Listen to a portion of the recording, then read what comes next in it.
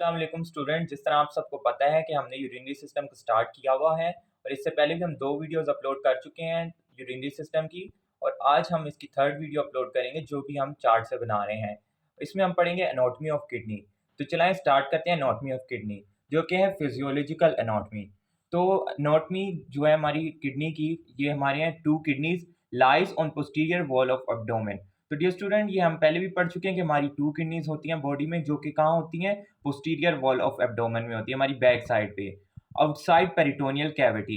तो dear student, ये हमारी जो है आउटसाइड पेरिटोनियल कैविटी होती है। हमारे जो एब्डोमेन होता है उसमें जो हमारी कैविटी होती है उसको हम कहते हैं पेरिटोनियल कैविटी। पेरिटोनियल कैविटी कुछ भी नहीं है, ये एक कैविटी है मेम्ब्रेन मतलब लेयर्स की। जिस तरह हमारे जो हमारा हार्ट हो गया उसकी कैविटी को हम पेरिकार्डियल कैविटी कहते हैं, इसी तरह हमारे जो एब्डोमेन है उसकी कैविटी को हम पेरिटोनियल कैविटी कहते हैं। जितने भी हमारे एब्डोमेन में ऑर्गन्स होते हैं वो सारे इस कैविटी के अंदर होते हैं, बट जो हमारी किडनी है वो आउटसाइड पेरिटोनियल कैविटी है। तो इसलिए जो हमारी किडनी हो गई उसको हम कहते हैं रेट्रोपेरिटोनियल, क्योंकि वो पेरिटोनियल कैविटी के बाहर है। अब जो ऑर्गन्स हमारे पेरिटोनियल कैविटी के अंदर होंगे उनको हम कहेंगे इंट्रापेरिटोनियल। तो अब ये जो हमारा पॉइंट है आउटसाइड पेरिटोनियल कैविटी, अब इसकी वजह से किडनी हमारी हो गई रेट्रोपेरिटोनियल। अब आगे इसके वेट के बारे में है, ये है हमारे 150 ग्राम्स और इसको क्लेंच फिस्ट मीन्स कि जो हमारी हमारी जो हैंड होता है उसको हम बंद कर दें तो हमारी मुट्ठी जो बन जाती है उस साइज की हमारी किडनी होती है। Intended region on medial side hilum. तो डियर स्टूडेंट, जो इसका मीडियल साइड होता है किडनी का उसको हम कहते हैं hilum. Kidney is surrounded by tough fibrous capsule, और जिस टफ फिब्रस कैप्सूल ने इसको कवर किया होता है, जिस उसने टिश्यू ने, उसको हम कहते हैं capsule. Divided into 2 regions, renal cortex and renal medulla. तो डियर स्टूडेंट, ये भी आपको पता है कि किडनी के 2 रीजन्स होते हैं। जो आउटर रीजन होता है उसको हम कहते हैं रीनल कॉर्टेक्स और जो हमारा इनर रीजन होता है उसको हम कहते हैं रीनल मेडुला। अब डियर स्टूडेंट, जो रीनल मेडुला होता है वो फर्दर डिवाइडेड होता है, फर्दर डिवाइडेड इनटू 8 to 10 कॉन शेप्ड मासेस कॉल्ड रीनल पायरामिड्स। तो डियर स्टूडेंट, जो हमने आपको एनाटॉमी की वीडियो में किडनी का स्ट्रक्चर दिखाया था उसमें भी हम आपको हमने दिखाए थे रीनल पायरामिड जो कॉन शेप्ड होते हैं। तो 8 to 10 होते हैं जो मेडुलरी रीजन में होते हैं। अब ये टर्मिनेट कहाँ करते हैं और इसकी बेस, अब ये हम पढ़ रहे हैं रीनल पायरामिड्स के बारे में। जो इसके बेस है हमारे ट्रायंगुलर शेप की जो हमारे पायरामिड्स होते हैं वो होता है border between cortex and medulla. तो डियर स्टूडेंट, हम ये काफी टाइम से पढ़ते आ रहे हैं। जो आउटर रीजन होता है उसको कहते हैं कॉर्टेक्स और जो हमारा इनर रीजन होता है मेडुला। अब वो किस तरह डिफरेंशिएट होता है, वो हमारे बेस ऑफ पायरामिड्स डिवाइड करते हैं। जहां से हमारी बेस ऑफ पायरामिड स्टार्ट हुए वहां से हम कहेंगे कि हमारा पायरामिड स्टार्ट हो गया, और वो टर्मिनेट कहाँ करेंगे? In papilla which projects into space renal pyramids pelvis. तो डियर स्टूडेंट, जो हमारे रीनल पायरामिड्स होते हैं उसकी एक बेस होती है जहां से हमारा कॉर्टेक्स और मॉड्यूला स्टार्ट हो जाता है और वो टर्मिनेट करते हैं इनटू द रीनल पेल्विस जहां से आगे यूरिन हमारे यूरेटर्स में जाएगी। तो डियर स्टूडेंट, ये थी हमारी एनाटॉमी ऑफ किडनी। अब इसके बाद बात करते हैं हम रीनल ब्लड फ्लो के बारे में कि हमारी जो किडनी होती है उसको ब्लड फ्लो कहाँ से आता है, किस तरह आता है। तो डियर स्टूडेंट, ये इसके आगे लिखा हुआ है 22% of cardiac output. Cardiac output क्या होता है? कार्डियक आउटपुट वो हमारा आउटपुट होता है जो हमारा हार्ट हमारा ब्लड पंप करता है। तो हमारी बॉडी में अगर वो 100% ब्लड करता है उसमें से 22% हमारी किडनीज ले जाती हैं। अब डियर स्टूडेंट, अगर हम देखा जाए वेट वाइज और साइज वाइज किडनी तो बहुत छोटी है, फॉर एग्जाम्पल 150 ग्राम्स ना। तो इसमें मगर ये हमारी 22% ऑफ टोटल ब्लड हमारा ये लेती है, मींस कि हमारा इसका साइज बहुत छोटा है बट स्टिल ये 22% ऑफ हमारा कार्डियक आउटपुट यूज करते हैं जो कि बनता है 1100 मिलीलीटर पर मिनट। इसका रीजन हम आपको बाद में बताएंगे कि इतना ज्यादा ब्लड क्यों यूज करती हैं किडनीज।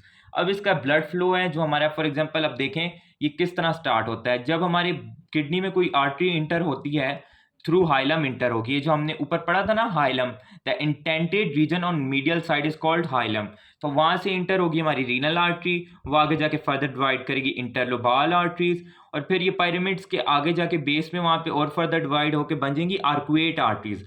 आर्कुएट आर्टरीज हमारी बना देंगी इंटरलोब्यूलर आर्टरीज। तो डियर स्टूडेंट, इसने आपको याद करना पड़ेगा renal artery, interlobar arteries, arcuate arteries, ये आप देख सकते हैं एरो साइन, फिर यहां से आर्कुएट आर्टरी फर्दर आके वापस इधर इंटरलोब्यूलर आर्टरीज।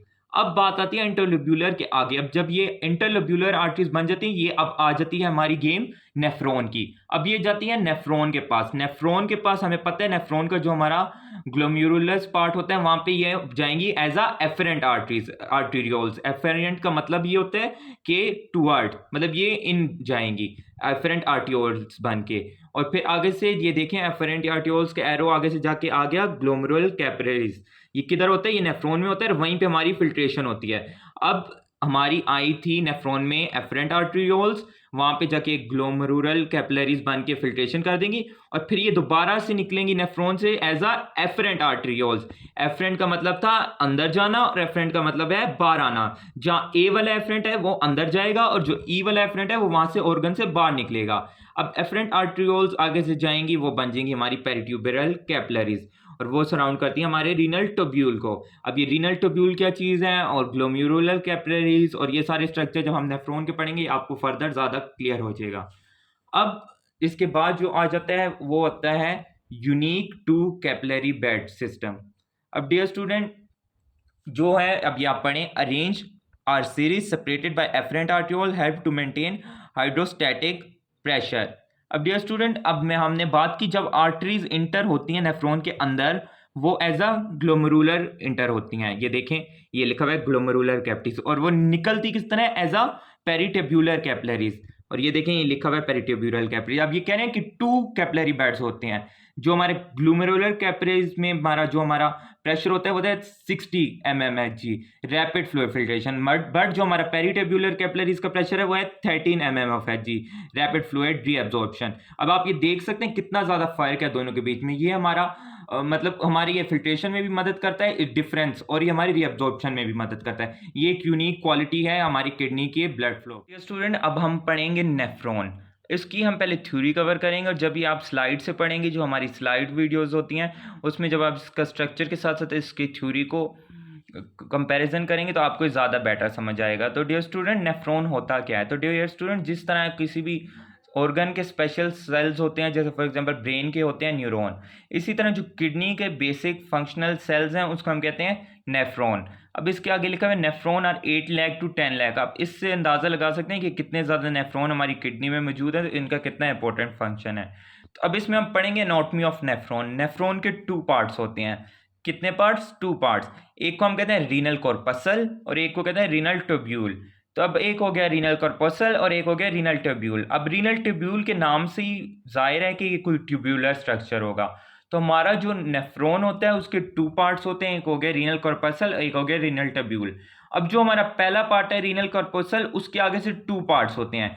एक को हम कहते हैं बोमन कैप्सूल, ये देखें बोमन कैप्सूल, और दूसरा हो गया ग्लोमेरुलर कैपिलरीज। और ये कौन सी ग्लोमेरुलर कैपिलरीज हैं? ये वो ग्लोमेरुलर कैपिलरीज हैं जो हमारी रीनल आर्टरीज बन के हमारे नेफ्रॉन में आती थी। ये पहले बनती थी रीनल आर्टरीज, फिर इंटरलोब्यूलर आर्टरीज, आर्कुएट आर्टरीज, और फिर ये देखें इंटरलोब्यूलर एफरेंट आर्टरियोल्स। अब जब ये एफरेंट आर्टरियोल्स हमारी इंटर करेंगी बोमन कैप्सूल में एज अ ग्लोमेरुलर कैपिलरीज, तो ये आ गया हमारा ग्लोमेरुलर कैपिलरीज। और इसके साथ बोमन कैप्सूल। बोमन कैप्सूल क्या है? ये एक कप लाइक स्ट्रक्चर है जिसमें टफ्ट ऑफ ग्लोमेरुलर कैपिलरीज होती हैं।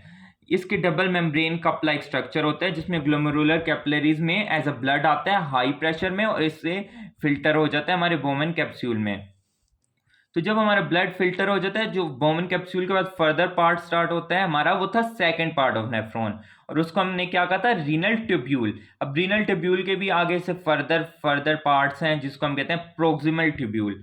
अब मैंने आपको बताया ना रीनल ये जो हमारा है ये ट्यूब्यूलर, इसमें ट्यूब लाइक स्ट्रक्चर्स होंगे। अब इसको हम प्रोक्सिमल ट्यूब्यूल क्यों कहते हैं? प्रोक्सिमल हमेशा उस पार्ट को कहते हैं जो स्टार्टिंग पार्ट होता है। ये हमने एनाटॉमी के डेफिनेशंस वाली वीडियो में पढ़ा था। एक होता है प्रोक्सिमल, एक होता है डिस्टल।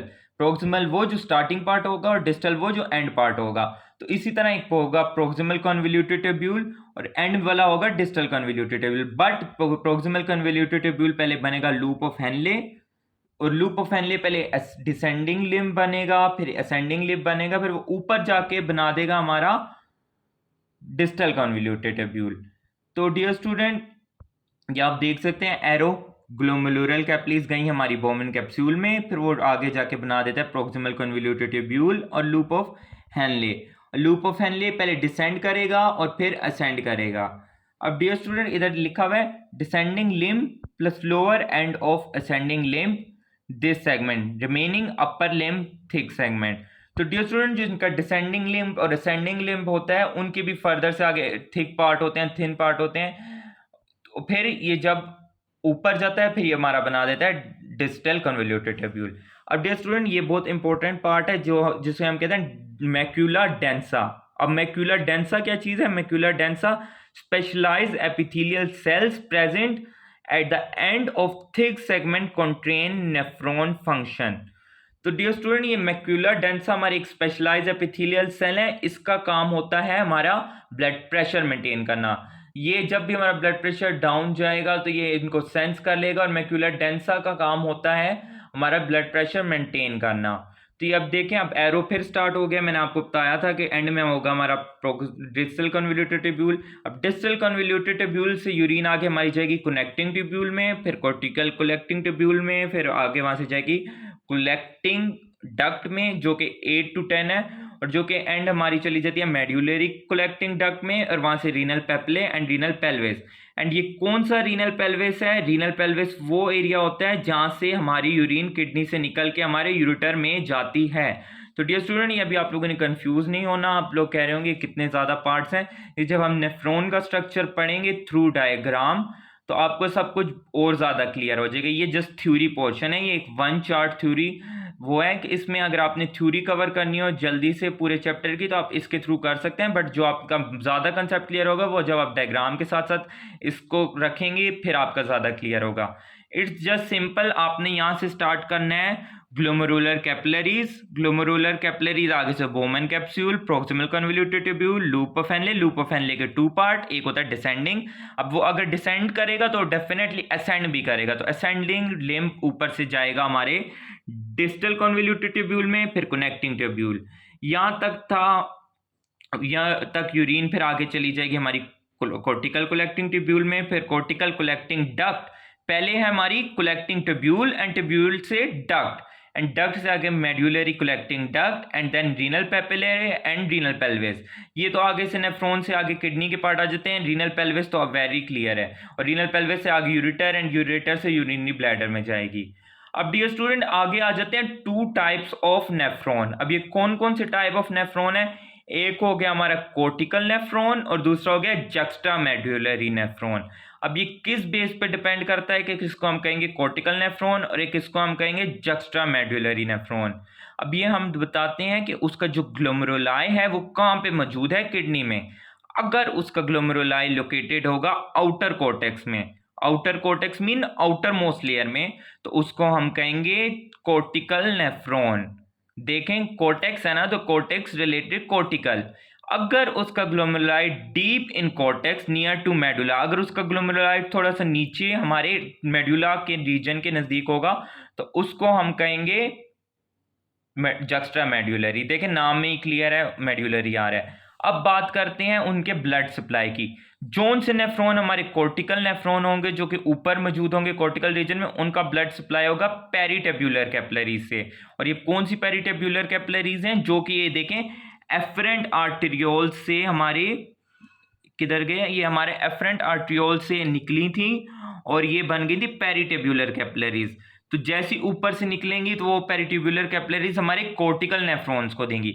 और जो आता है हमारा वेजा रेक्टा, वेजा रेक्टा क्या है? वेजा रेक्टा वो हमारी होंगी जोन सी लूप ऑफ हेनले को कवर करती हैं। आगे से पेरिटेब्यूलर कैपिलरीज आगे हमारा और कनेक्शन आएंगी जिसको हम वेजा रेक्टा कहते हैं, जिसने लूप ऑफ हेनले को सराउंड किया होता है। तो जो हमारी कॉर्टिकल नेफ्रॉन है उनका ब्लड सप्लाई कौन होगा? वो होगा पेरिटेब्यूलर कैपिलरीज। और जो हमारा जक्स्टा मेड्यूलरी है उनको हम कहते हैं वेजा रेक्टा। अब आपने इनके ब्लड सप्लाई भी पढ़ लिए, टाइप ऑफ नेफ्रॉन पढ़ ली और डिफरेंट पार्ट्स ऑफ नेफ्रॉन पढ़ ली। इसके बाद हम आपको सेम इसी तरह पढ़ाएंगे विद डायग्राम। ये था थ्योरी पोर्शन, अब इसके बाद हम पढ़ाएंगे डायग्राम पोर्शन से। तो आपने आज क्या क्या पढ़ लिया? नेफ्रॉन, नेफ्रॉन के पार्ट्स, इसके ब्लड सप्लाई एंड इनके टाइप्स। अगर आपको कोई इशू हो, कोई क्वेश्चन हो, अगर आपको कोई चीज़ समझ ना आ रहा हो तो आप कमेंट सेक्शन में पूछ सकते हैं। और अगर आपका कोई और आइडिया हो कि आपको इस तरह पढ़ाना चाहिए तो आप वो भी कमेंट सेक्शन में सजेस्ट कर सकते हैं। Thank you.